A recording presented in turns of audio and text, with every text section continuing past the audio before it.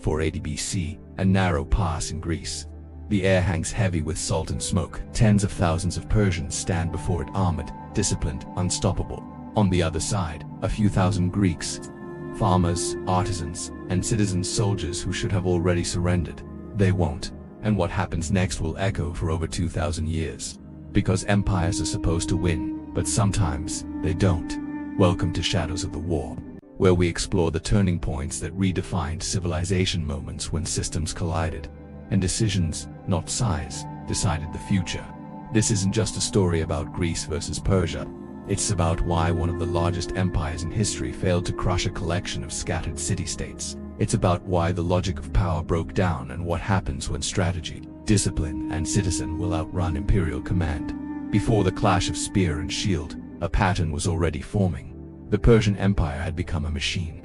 From the Aegean to the Indus River, its armies marched with precision. Kings fell before its gold-laden diplomats. Cities were annexed through tribute rather than slaughter.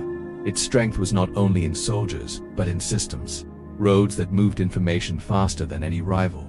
Supply chains that fed armies months from home, and a bureaucracy that kept millions loyal through fear and favor. Greece, by contrast, was a mosaic. Independent city-states united only by language and the gods they invoked before battle. Athens valued ideas, Sparta valued discipline. Most others valued survival. They traded, they argued, they fought among themselves. But to Darius, the Persian king, they were all the same: small, divided, and easily absorbed. Then, in 499 BC, a spark. The Ionian revolt. Greek cities under Persian rule rose up across Asia Minor. Athens and Eretria sent aid. It failed, brutally. Darius responded not just with armies, but with memory. The Greeks had defied him. That was enough. He sent emissaries to demand submission. For those who bow, friendship. For those who don't, fire. Most bowed. Athens and Sparta did not. In 490 BC, Persian ships landed at Marathon. It wasn't supposed to be a decisive battle, just a lesson. Yet what happened on that plain would mark the beginning of something extraordinary. At Marathon, the Persians expected fear. Instead, they met motion. The Greeks attacked first. It was unthinkable. Heavily armored hoplites sprinting across a field into the teeth of archers. Their formation was deliberate, the flanks thick, the center thin. When the Persian middle advanced and pushed, the Greek wings enveloped. Discipline turned chaos inward. The empire's precision was broken by a farmer's shield. When the battle ended, thousands of Persians lay dead. The Greeks lost fewer than 200, but this was not yet victory, it was a message. The largest empire in the known world had limits. Darius died before he could return to erase the message. His son Xerxes took up the cause. 10 years passed as the Persians prepared. Bridges built across seas, canals carved through mountains. Xerxes was not coming to punish a city, he was coming to erase an idea. In 480 BC, he marched with what ancient writers claimed were over 1 million men, likely far fewer, but still overwhelming. The Greek alliance that met him was fragile, uncertain, and vastly outnumbered. Yet they chose one place to make their stand. Thermopylae. It wasn't chosen for glory, but for logic. A narrow pass where mountains met the sea, where numbers mattered less. Here Leonidas and his small Spartan-led force could delay the Persians, not to win, but to give Greece time to prepare.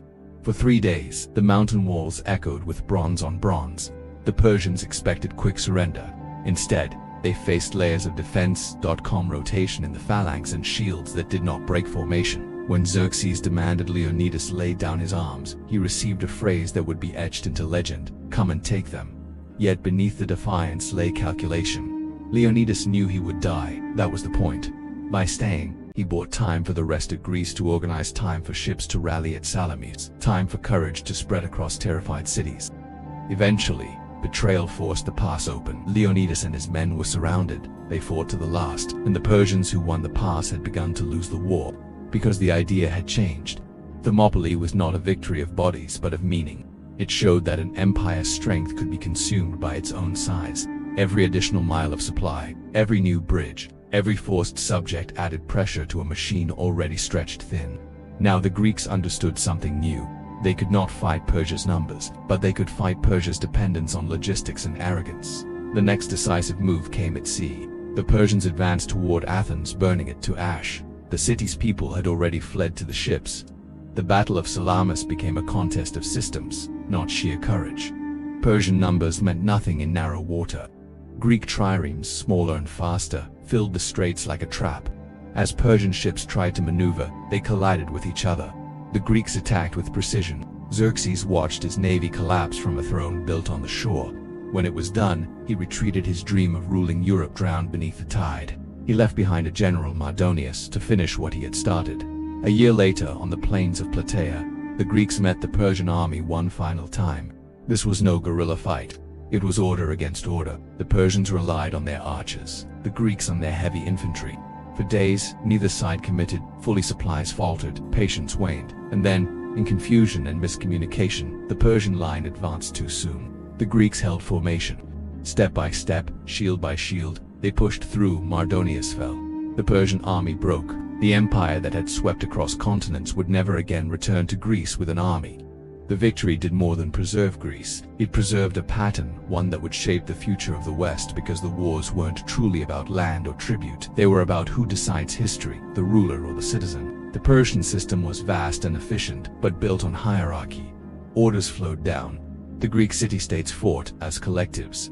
Orders were argued, debated, voted on. Their discipline was born not from fear, but from shared belonging. When Persia fell back, those ideas expanded outward. Athens entered its golden age: art, theater, democracy, philosophy. Sparta remained its austere guardian. Wars would follow between them, but the ocean had already shifted direction. The notion that small, organized societies could defy giant empires would reappear through the centuries, from Rome's Republic to the revolutions that shaped the modern age. All of it, in a way, began when ordinary men decided that an emperor's demand for submission deserved silence and then defiance. The Persian-Greek wars were not a miracle of courage or coincidence. They were the victory of systems over symbols, of unity over intimidation, of discipline over domination. And they remind us that history's scale doesn't always define its outcome. Empires have power, but endurance belongs to those who organize, adapt, and believe that their freedom is worth more than comfort.